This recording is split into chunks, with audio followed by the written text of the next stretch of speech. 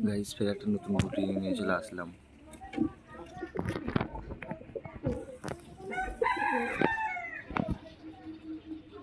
আমার খোপের পায়রাগুলো তোমাদের দেখাচ্ছি, কেমন লাগছে বলবা কমেন্টে। এই কটাই পায়রা আছে, আমার সব পায়রা বিড়ালে খেয়ে নিয়েছে।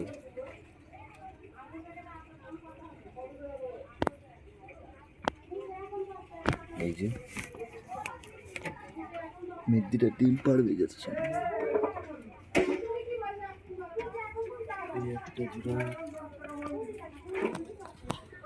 এই একটা জোড়া, এই একটা জোড়া, সব এখন ডিম দেবে খুব শীঘ্রই।